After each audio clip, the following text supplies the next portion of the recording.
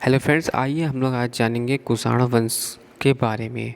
दोस्तों, कुषाण वंश की स्थापना 15वीं ईस्वी में हुई थी और कुषाण वंश का जो कार्यकाल था वो 15वीं ईस्वी से 191 ईस्वी 151 ईस्वी तक था।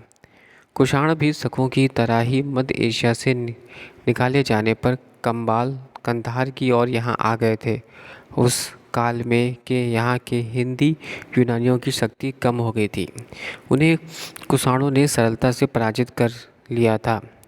उसके बाद उन्होंने काबुल कंधार पर अपना राज्याधिकार कायम किया। उनके प्रथम राजा का नाम कुजुल कडाफाइसिस था।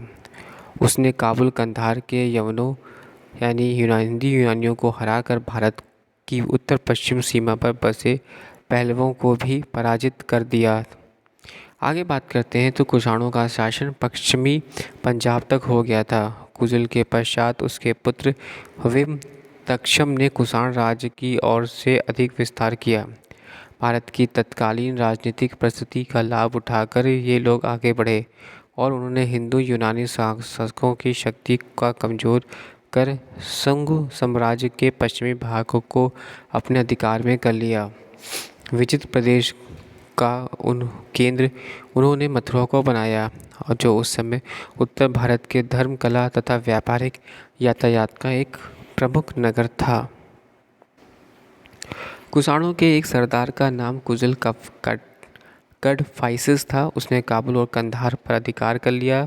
पूर्व में यूनानी शासकों की शक्ति कमज़ोर हो गई थी। कुजुल ने इसका लाभ उठाकर अपना प्रभाव यहाँ बढ़ाना शुरू कर दिया था। पहलवों को पराजित कर उसने अपने शासन का विस्तार पंजाब के पश्चिम तक स्थापित कर लिया था और मथुरा में इस शासक के तांबे के कुछ सिक्के भी प्राप्त हुए हैं।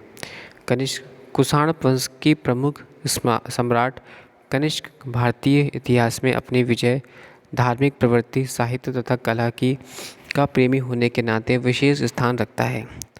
कुमारलाल की कल्पना माइंड टीका के अनुसार उसने इस भारत की विजय के पश्चात मध्य एशिया में खोतान जीता और वहीं पर राज्य करने लगा। इसके लेख पेशावर, माणेकाल, सूरी विहार, जेदा, मथुरा, कौशाम्बी और सारनाथ में मिले हैं और इसके सिक्के सिंध से लेकर बंगाल तक पाए गए हैं। कल्हड़ में भी अपने राज तरंगिणी में कनिष्क शुष्क और हुष्क द्वारा कश्मीर तट पर राज्य तथा वहाँ के पर अपने नाम पर नगर बसाने का उल्लेख किया है। इनके आधार पर यह कहा जा सकता है कि सम्राट कनिष्क का राज्य कश्मीरी से उत्तरी सिंधी तथा पेशावर से सारनाथ के आगे तक फैला हुआ था। Thanks for watching and sharing.